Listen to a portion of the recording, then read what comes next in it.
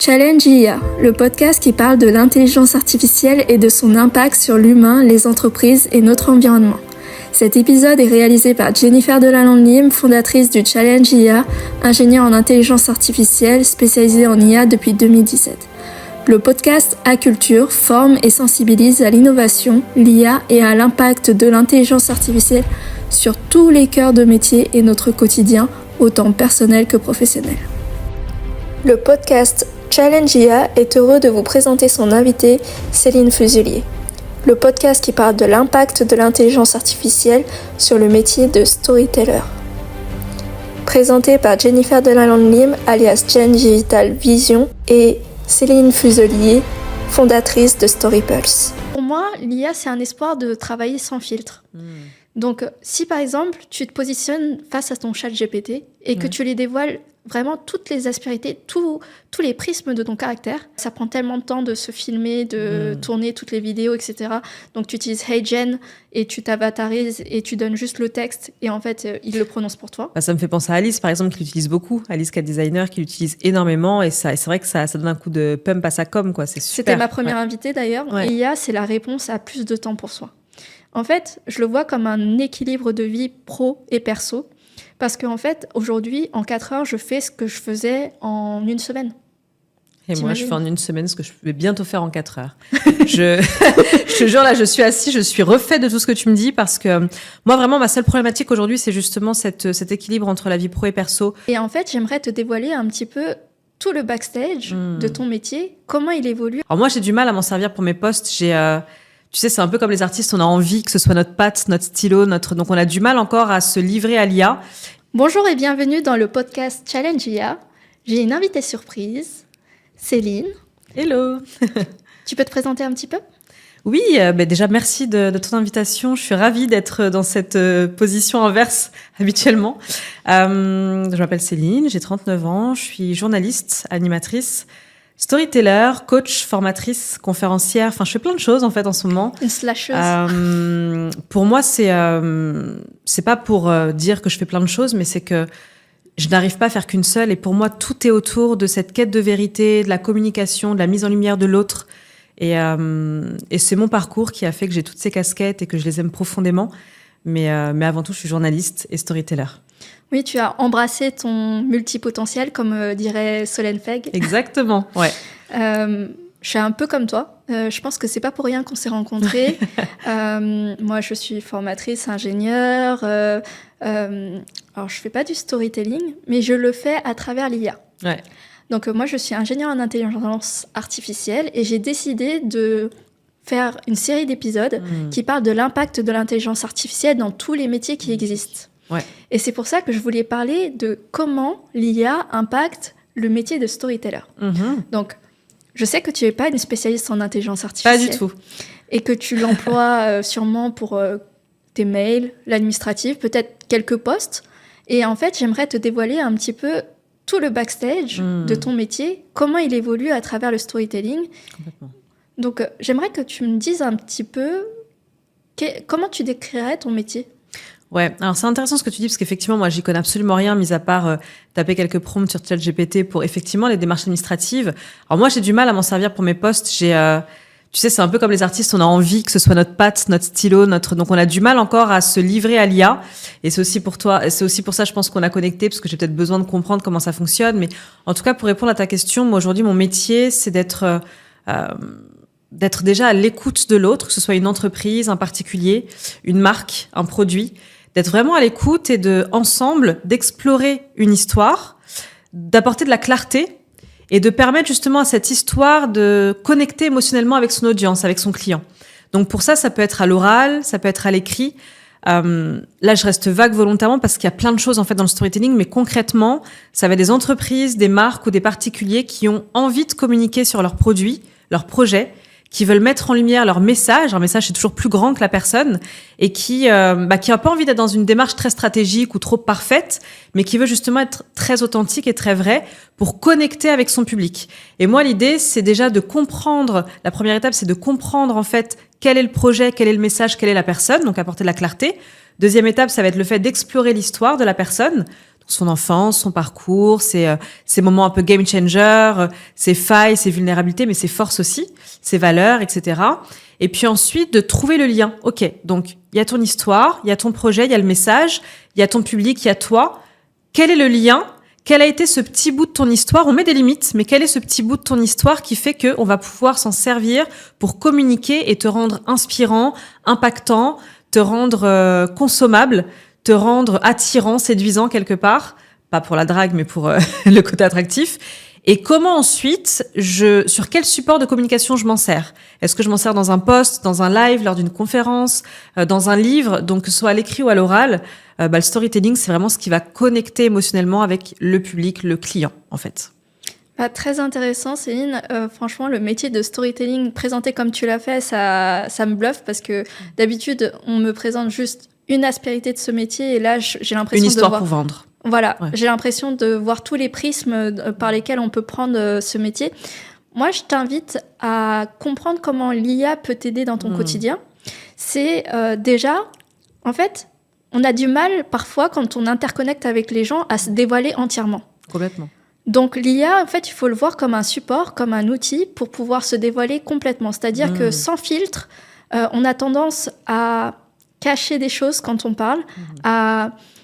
Il y a des tabous, il y a des choses dont on ne va pas parler, notamment la notion d'argent. Par exemple, parfois, il y a des aspérités de notre caractère qu'on est conscient, mais on ne veut pas les dévoiler à la personne en face de nous. Et donc, pour moi, l'IA, c'est un espoir de travailler sans filtre. Donc, si par exemple, tu te positionnes face à ton chat GPT et que tu lui dévoiles vraiment toutes les aspérités, tous les prismes de ton caractère, en fait, il va pouvoir dévoiler des aspects positifs et des aspects négatifs. Okay. Ton authenticité, en fait, elle peut être encore plus mise en valeur à travers l'IA. Et ça, c'est ce que j'aimerais t'inviter à faire. J'ai hâte d'ailleurs de travailler avec toi sur ce type de sujet parce que je pense que on a envie ensemble de créer des outils qui vont aider les storytellers. Et je pense que l'IA, elle peut être un tremplin. Notamment, je voulais te parler aussi de Génario. Il y a une IA qui crée des histoires, des scénarios de toutes pièces. Ok. Et en fait, l'idée, c'est pas de remplacer un scénariste. L'idée, c'est vraiment de mêler l'art de l'humain et du scénariste. Les deux soient complémentaires, en fait. Et en fait, souvent, quand on crée un scénario, quand on fait du storytelling, on prend plein d'idées dans tous les sens et on a du mal à structurer. Si tu as une IA qui vient t'épauler dans tes tâches, qui vient cadrer les choses, tu gagnes du temps. Ouais, c'est vrai. Alors, moi, je trouve que c'est assez simple de structurer. Par contre, ça peut demander énormément de temps. Et là où ça peut être intéressant, c'est effectivement ce gain de temps, mais aussi peut-être ce côté où on va se détacher un petit peu de l'émotionnel et de voir ce que chaque aspect d'une histoire peut apporter. Et c'est vrai qu'en tant qu'humain, des fois, on peut avoir des limites et ça peut être intéressant de coupler les deux, ouais. Ouais, c'est vrai que nos émotions, souvent, moi, j'aime pas gérer ma propre com. Ouais. Je préfère la délaisser à quelqu'un parce qu'en fait, c'est pas évident de le faire seul.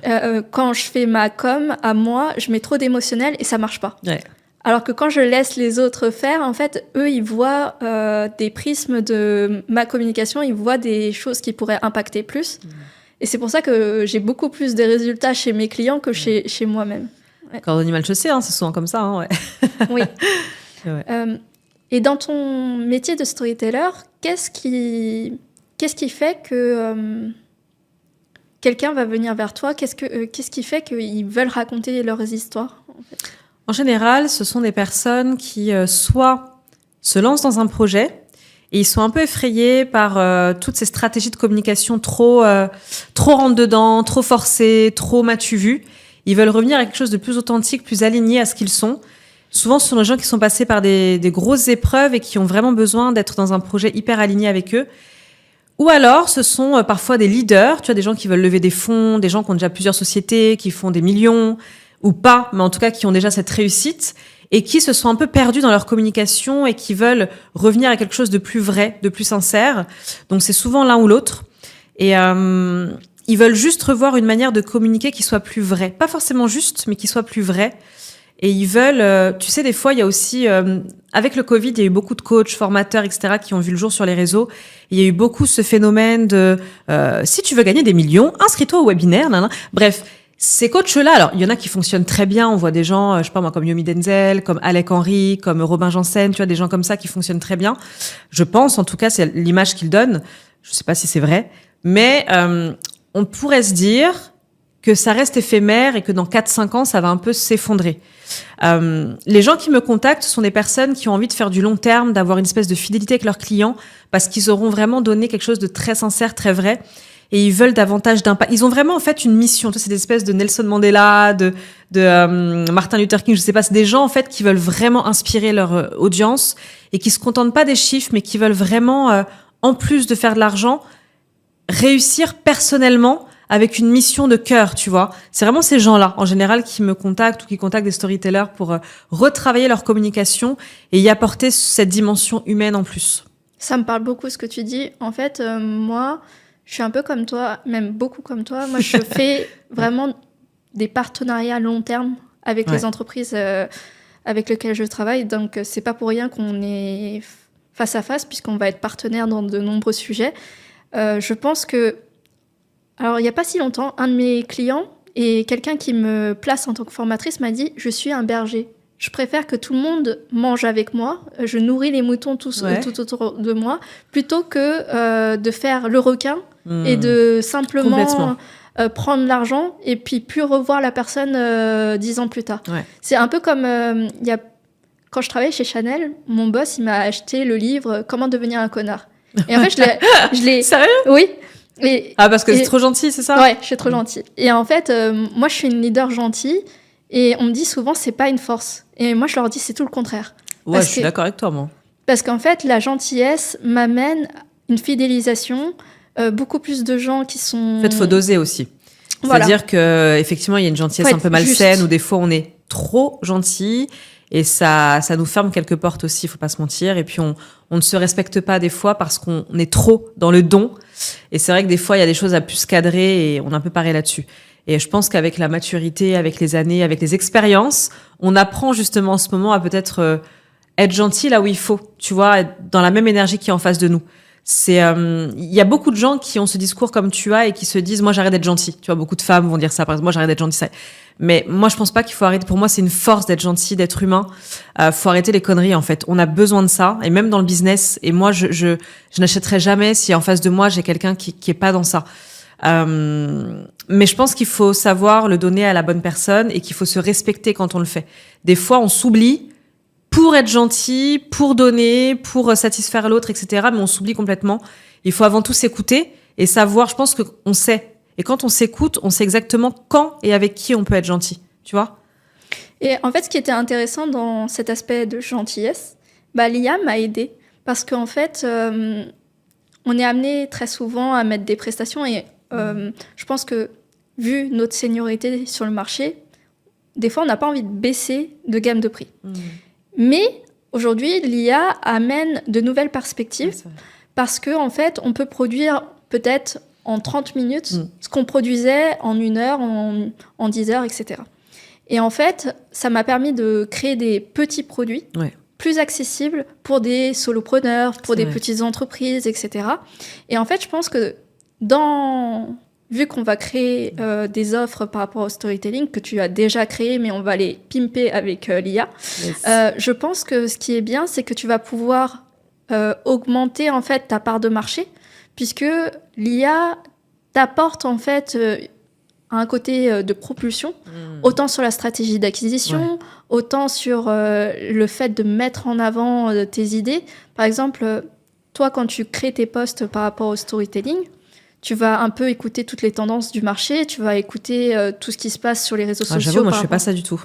Ah ouais ? Alors, je sais que beaucoup font comme ça. Moi, les seules fois où je l'ai fait, c'est parce qu'on m'a dit de le faire ou qu'on l'a fait pour moi. Mais moi, j'avoue, je regarde pas ce qui se fait à côté. Parce que ça peut t'influencer, ça peut t'induire en erreur, ça peut te mettre dans un mood qui est pas le tien. Donc tu restes aligné à toi. Moi j'ai du mal avec tout ce qui est veille concurrentielle. J'ai de très bons amis qui sont aussi dans le storytelling, on a juste des méthodes très différentes, mais je vais pas aller guetter leurs comptes pour voir et ne pas reproduire ou faire pareil. Mais j'ai du mal à faire ça. Moi je me base beaucoup plus sur les problématiques que les gens qui me font confiance et qui achètent mes prestations rencontrent. D'accord. Donc quelle est leur problématique, quelle solution j'ai amenée. et qu'est-ce que moi dans ma vie j'ai rencontré qui fait qu'on est un peu pareil, mais que peut-être j'ai ce truc que j'ai réussi à transformer et je peux donc les accompagner sur ça. Moi, je me base plus sur la problématique, la solution et peut-être du coup mon storytelling à moi pour inspirer cette transformation et ce passage à l'action pour se sentir mieux ou mieux communiquer ou mieux oser, tu vois. Moi, je me base vraiment que là-dessus quand je communique. C'est mon côté storytelling un peu, où clairement, parfois peut-être trop spontané, un peu comme toi aussi, où j'ai besoin qu'on m'accompagne sur ma propre communication aussi, mais j'aime pas regarder moi ce que font les concurrents ou les storytellers et tout. Justement, dans ta propre stratégie, est-ce que ça t'arrive d'interroger l'IA ? Du coup, moi, j'utilise parfois le mode vocal comme ça, et je t'invite à le faire. Est-ce que tu interroges l'IA pour préparer justement ces rendez-vous clients, pour être sûr d'avancer les bons arguments ?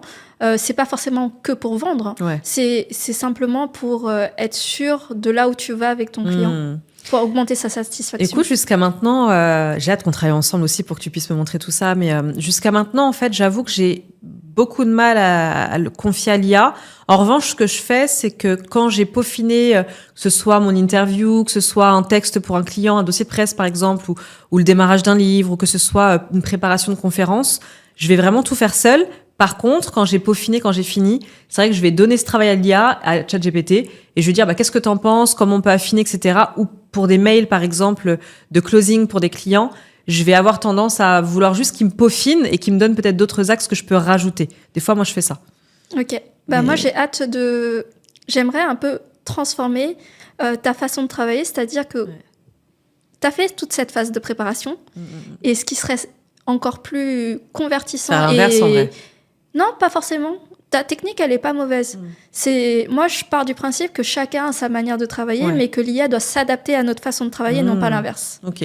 Donc, en fait, l'idée, c'est que derrière, moi, je vais t'apprendre à implémenter l'IA sur comment elle va t'aider à juste à sublimer ton travail. Ok. C'est-à-dire que là, par exemple, tu me parles de ta préparation, tu me parles de cette façon que tu as de brainstormer, de préparer, etc. Comment l'IA va venir t'épauler ? C'est-à-dire que, par exemple, je vais te dire un prompt, je m'adresse à ChatGPT. ChatGPT, je suis en train de travailler sur tel client. Donc, je vais dire une bêtise. Je travaille pour StoryPulse, donc ton entreprise. Yes. Et je suis en train de préparer une présentation sur comment je vais améliorer sa stratégie d'acquisition.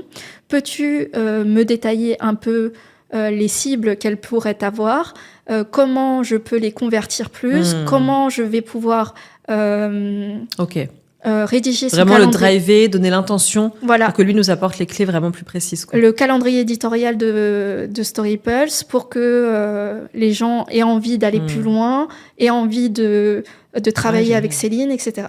C'est ça que j'aimerais apprendre à l'IA. C'est ce que j'ai déjà fait puisque j'ai préparé le terrain pour toi. L'idée, c'est que à travers l'IA, en fait, n'importe quel métier, n'importe quelle façon de voir les choses a sa place. En fait, les gens ont peur d'être remplacés, mais ils ont peur parce qu'en fait, ils disent « Mais ChatGPT, il sait mieux que moi les choses. » Mais en fait, vous connaissez mieux vos clients. Ouais, c'est clair, ouais. Et l'humain, la connexion humaine est plus importante en final. Mais du coup, pardon, je te pose une question. Avec plaisir. Le fait de... Comment dire, si j'ai bien compris, le fait d'alimenter ton ChatGPT constamment avec tes intentions, tes envies, etc., de peaufiner, lui, ça lui permet chaque jour de se nourrir un petit peu de qui tu es et du coup d'affiner encore plus les réponses au fur et à mesure du temps, c'est ça, hein ? Oui, en fait, il a une mémoire. Ouais. Donc, plus on lui donne d'informations sur notre façon de travailler, plus il est pertinent. Ceux qui ont peur d'aller plus loin ou qui se disent « en fait, là, il m'a donné une mauvaise réponse », donc ils arrêtent. C'est comme s'ils il fermait les portes moi je dirais, il ferme les portes du Mordor, entre guillemets. C'est-à-dire qu'ils se disent, en fait, il a perdu, donc il va jamais s'améliorer. Alors que pour ceux qui avaient utilisé GPT-3 au tout début, c'était vraiment déjà extraordinaire, mais il était pas terrible pour créer des posts. Aujourd'hui, quand on utilise GPT-4, et maintenant il y a GPT-O1 qui fait du raisonnement, qui est un peu plus long. Mais en fait, c'est comme si, lui, il allait faire de la recherche. Je savais pas quel deuxième, là, le O1, là. Le O1, en fait, il est déjà présent dans la version. C'est juste qu'il faut avoir une version payante. Ouais. Et en fait, dans la version payante, t'as un peu comme si c'était Sésame, ouvre-toi. T'as plein de sujets. Et d'ailleurs, j'ai hâte de te partager tous les secrets que j'ai sur l'IA pour vraiment cartonner dans... Pour moi, on cartonne pas vraiment dans l'IA. On cartonne dans notre propre niche. Bien sûr. Et il nous aide. Et l'IA vient nous propulser. C'est tout. Et c'est ça que j'ai appelé ma boîte Storypulse. Propulsion, tu vois. Yes. Pulsation, mais c'est pour ça que je pense qu'on était fait pour s'entendre. Exactement. Et c'est ouf, ouais. C'est vrai que tu vois, c'est bien qu'on fasse cet échange parce que moi j'ai beaucoup de gens autour de moi, notamment dans l'artistique, dans l'écriture, dans la prise de parole, etc., qui sont pas très à l'aise avec l'IA parce qu'ils ont peur effectivement qu'on nous remplace par l'IA et qu'on n'ait plus notre mot à dire sur notre côté artistique. Et en vrai, là, je viens de découvrir qu'en fait, c'est complémentaire et que ça peut vraiment nous aider et nous donner, sublimer notre travail, comme tu disais. Donc, c'est hyper intéressant, en fait. Oui, en fait, toi, tu as toujours ta patte. Et par exemple, moi, quand je fais des posts, je lui donne ma façon de m'exprimer, mon humour un petit peu noir. Moi, par exemple, souvent, je dis je suis pas drôle parce que j'ai un humour de geek. Tu vois, genre Big Bang Theory, quand tu rigoles pas, en fait, c'est moi, quoi. Je suis là avec mon casque, je suis là en train de coder, et puis je fais une blague et il y a personne qui rit dans la salle, il y a que moi qui rit. Et en fait, ça, moi, je l'explique à ChatGPT et des fois, il fait des blagues sur mes posts. Ça fait un bid sur les réseaux sociaux où des fois, ça cartonne parce que, genre, en commentaire, ils font « Ah, ça, je la connais, cette blague, c'est dans Big Bang Theory, tu vois. » Ah, yes, tu vois. Il faut vraiment avoir la ref, quoi. En fait, je pense, au-delà d'avoir la ref, c'est que ça peut plonger complètement dans l'univers et ça peut attirer à toi des cibles que tu n'aurais pas pensé. C'est un peu du storytelling, ça, tu vois. Ouais. Quelque part. En fait, moi, je pense que si tu maîtrises l'IA et qu'en plus tu maîtrises ton propre métier, ce qui est déjà le cas, tu vas pouvoir juste élargir vraiment... c'est comme si tu étais un diamant déjà affûté et que, en fait, juste après... il vient polir. Ouais, il vient polir, il vient juste sublimer, se dire... Intéressant. Ah, oui, voilà. En fait, moi, je pense que c'est comme si c'était un nouveau pinceau dans ta palette et que, tu vois, par exemple... Dans l'univers du storytelling, moi, par exemple, là, en ce moment, je suis en train d'écrire un livre. Et le livre que j'écris, ça s'appelle « Passer à l'action ». Et d'ailleurs, l'IA me donne la force d'en écrire plusieurs. D'ailleurs, je suis en train d'écrire aussi l'IA et la réponse. Génial. Parce qu'en fait, j'essaye d'explorer avec l'IA et la réponse tous les métiers qui existent. Moi, je pense pas que je pourrais... En fait, je suis en train de faire plusieurs tomes. Mais l'idée, c'est que je vais en décliner plusieurs tomes. Et d'ailleurs, je te consacrerai un chapitre dedans. Yes! On adore! Et en fait, l'idée, c'est que ce que je veux donner comme envie, c'est que tout le monde se mette à l'IA. Parce que moi, j'ai un peu de tristesse et peu d'espoir pour les entreprises qui n'utilisent pas d'IA. Pas parce que... Il ne faut pas forcément d'IA pour réussir dans la vie. Oui. Mais...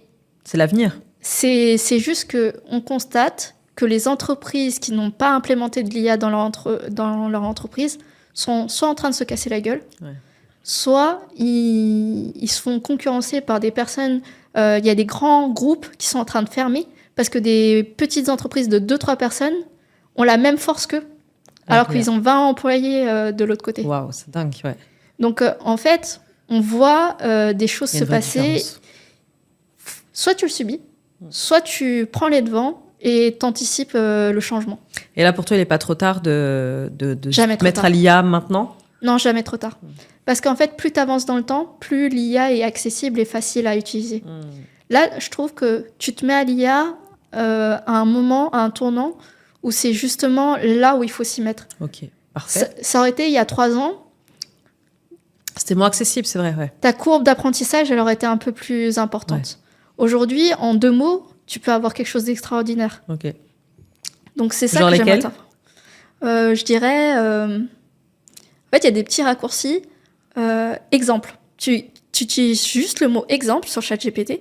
Et en fait, tu vas voir qu'il va te lister plein d'exemples dans le sujet que tu es en train d'évoquer, que tu n'aurais même pas pensé à explorer. Donc c'est important de savoir comment bien le driver, en fait, pour avoir les bonnes réponses. Voilà. Et il ne faut pas hésiter à dévoiler des choses qu'on n'aurait pas pensé à dévoiler. Et souvent, j'ai des gens qui me disent « Ouais, mais j'ai peur de donner des informations, ça va se retrouver dans le domaine public, c'est trop personnel, etc. » Et en fait, j'aimerais les rassurer parce que quand j'enseigne l'IA générative, il y a 3 choses vraiment importantes à faire quand tu te mets dessus. 1, tu désactives l'amélioration du modèle pour tous.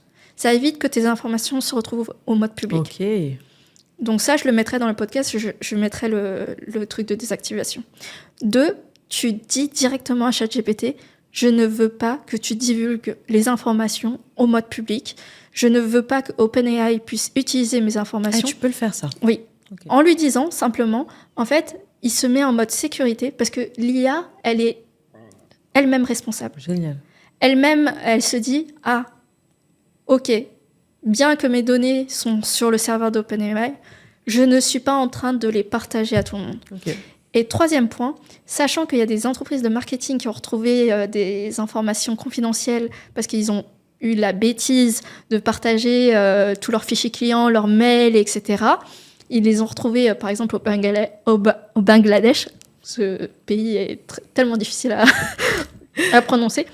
Et bien, en fait, ce qui est important, c'est d'être soi-même responsable de ce que tu partages à l'IA. Ouais. C'est-à-dire que si tu dévoiles des choses sur tes clients, si tu dévoiles des choses sur... c'est autre chose, il ne faut pas s'étonner qu'on les retrouve sur Internet.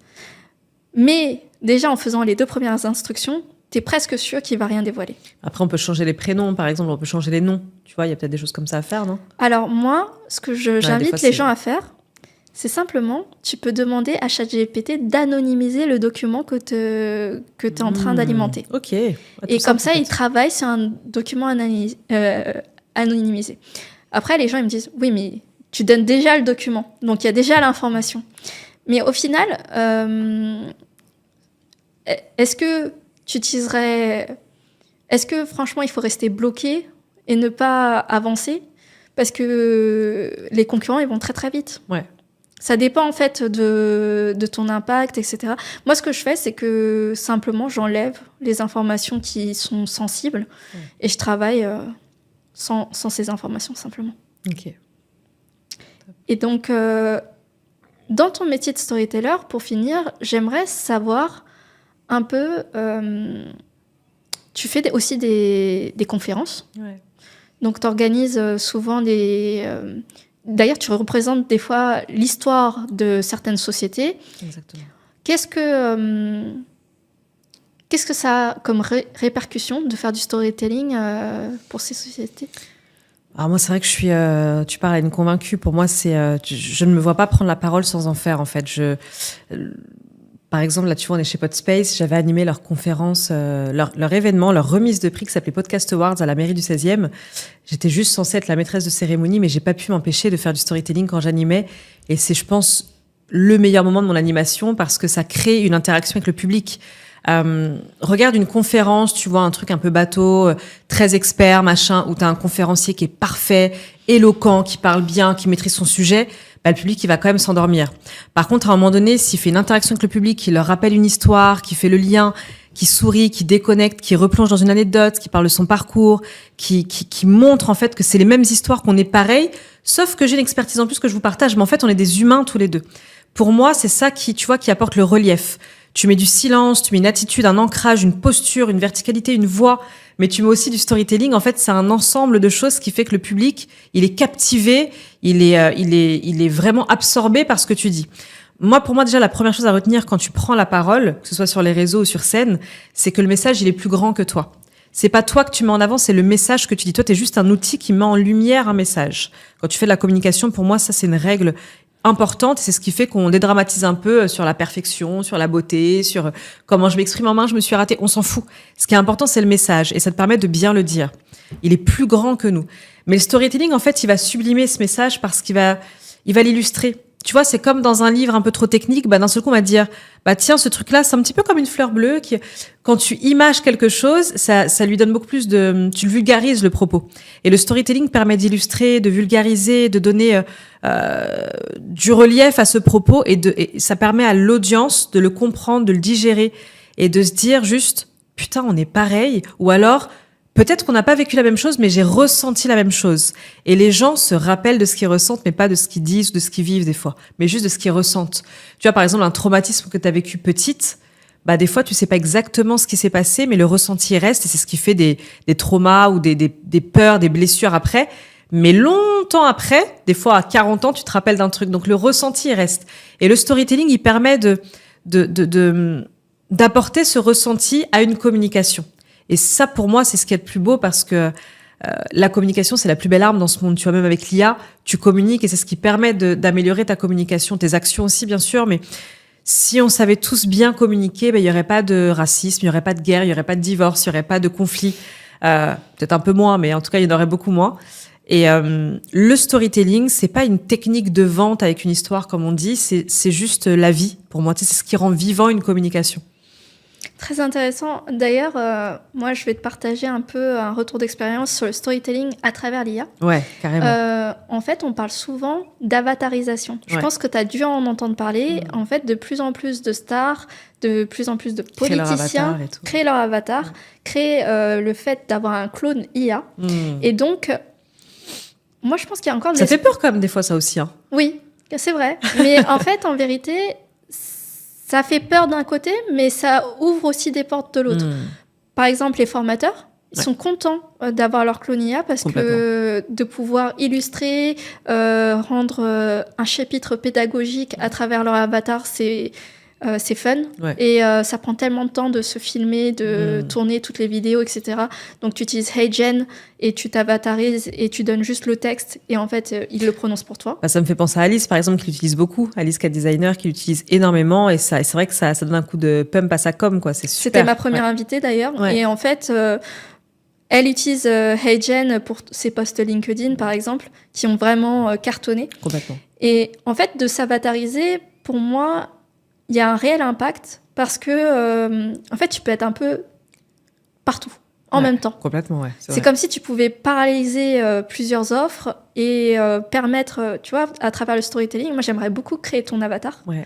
Parce que, en fait, j'aimerais que tu sois là et pas là en même temps. Ouais.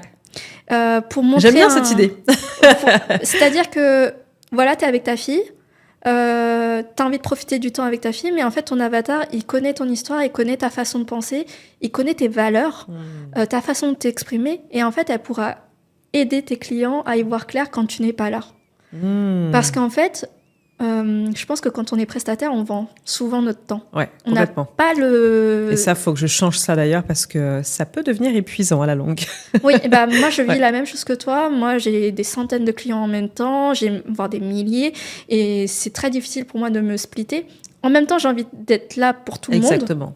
Mais en même temps, j'ai envie que quand je ne suis pas là, quelqu'un soit toujours là pour... Mais du coup, imaginons tu crées mon IA, mon clone, ou je ne sais pas comment on dit, mais... ce serait un peu comme... en fait, moi, comment je l'image, là, je vois, tu sais, quand tu es sur un site et que tu as un petit chatbot et que cette IA, en fait, elle s'humanise et qu'elle puisse répondre à tes clients, elle puisse proposer une formation, une masterclass pendant... C'est ça? Oui, c'est un tout peu à ça fait. C'est génial. C'est génial. Okay. Mais en fait, beaucoup de gens, ils ont peur de se faire remplacer par des IA, mais pour moi, c'est comme un complément. Complètement.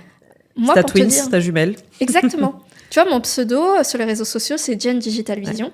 Parce qu'en fait, ça, c'est mon pseudo de codeuse que j'ai depuis 20 ans, tu vois, bien avant que l'IA apparaisse. L'idée, c'est que, à force que j'ai implémenté de l'IA dans ma sphère, moi, je m'appelle Jennifer, et ben en fait, mes élèves, et ainsi que mes clients, ont commencé à me... Non, ils ont commencé à me surnommer Genial. IA, Al. Donc, génial. Ouais. Et en fait, j'ai décidé d'appeler mon chatbot. Et d'ailleurs, je suis en train de créer un compte Instagram là-dessus où ce sera que mon IA qui parle. Okay. Et en fait, du coup, il se rappellera Génial. Et en fait, cette IA, pour moi, elle est là pour épauler mes élèves quand je ne suis pas là. Et en plus, dans mon Discord, c'est Génial qui parle. Ouais. Des fois, c'est moi. Des fois, c'est Génial. Et en fait, c'est pas pour me remplacer, c'est juste... te compléter. Me compléter et surtout être là en real time parce que c'est automatique quand je suis pas là. Mais c'est vrai qu'en vrai, ça répond à un vrai problème parce que ce soit des coachs, formateurs, en fait, n'importe quel professionnel qui a un petit peu de clients et qui commence à bien fonctionner, déjà, on est épuisé. Et puis, il y a cette frustration. Moi, des fois, je rate un client parce que j'ai oublié qu'il y avait un message, qu'il y avait un mail, qu'il y avait une demande. Tu vois, des fois, tu peux avoir des ratés. Et alors, au-delà du fait que ça ne te fait pas rentrer autant d'argent que tu pourrais, t'as envie de servir ton client, t'as envie de répondre à la demande, t'as envie d'être là pour ton client profondément. Et donc là, ça pourrait pallier ce problème, du coup. Dans mon quotidien, moi, ce que je fais, c'est que chaque matin, je parle à ChatGPT en vocal. Et en fait, j'ai connecté en automatique avec Make l'ensemble de mes mails à ChatGPT. Et en fait, j'ai automatisé le fait... C'est génial, ça aussi. Ouais, j'ai automatisé le fait... T'as vraiment beaucoup de choses à m'apprendre. Hein. Ouais. C'est incroyable, je suis choquée. Okay. J'ai automatisé le fait que mon Gmail est classifié. Il sait okay. Quand les mails sont importants et qu'il faut les traiter rapidement. Incroyable, ouais. Et quand il sait qu'il doit les traiter rapidement, il rédige déjà le mail pour moi. J'ai plus qu'à les valider le matin. Et ça, c'est des choses que j'aimerais t'apprendre. Tu vois, depuis tout à l'heure, c'est génial. C'est Genial. Exactement. Mais voilà pourquoi le... Incroyable. J'adore. Et en fait, c'est Eric Adja, quelqu'un qui représente l'AFRIA, l'agence francophone en intelligence artificielle en Afrique, qui m'a donné ce surnom, Génial. Okay. Et en fait, j'ai trouvé ça juste énorme. Et depuis qu'il me l'a donné, mes élèves commencent à me le donner parce qu'il me l'a donné sur les réseaux sociaux et ils ont tous compris le mood. Et en fait, moi, c'est ça, je veux pimper ta life. Je veux juste ajouter de l'IA, ajouter la cerise sur le gâteau. Parfait. Pour que tu puisses vraiment gagner du temps, avoir plus de temps pour toi. Est-ce que ça a du sens de passer de 9h à 23h, de 9h à 17h dans ton travail ? Tu as besoin du temps pour être en famille, tu as besoin du temps pour voyager. Tu es comme moi, tu es une digital nomade. Nous, on adore voyager. Complètement. Et pour moi, l'IA, c'est la réponse à plus de temps pour soi. En fait, je le vois comme un équilibre de vie pro et perso. Parce qu'en fait, aujourd'hui, en 4 heures, je fais ce que je faisais en une semaine. Et moi, je fais en une semaine ce que je vais bientôt faire en 4 heures. Je te jure, là, je suis assise, je suis refait de tout ce que tu me dis parce que moi, vraiment, ma seule problématique aujourd'hui, c'est justement cet équilibre entre la vie pro et perso. Je pense qu'on arrive à un stade où vraiment, c'est important d'avoir... tu sais, ça sert à rien d'être tout le temps dans le business et pas profiter de sa vie, de ces instants précieux avec les gens qu'on aime. On le fait aussi pour ça, tu vois, et je trouve que c'est intéressant d'avoir ces solutions pour...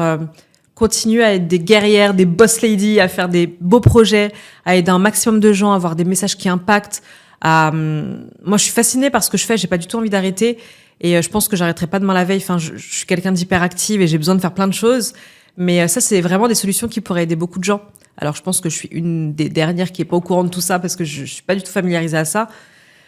Mais ça me réconforte, du coup. Je me réconcilie avec l'IA. Tu dis plus le temps file. Je vais te confier quelque chose d'authentique, puisque tu aimes l'authenticité.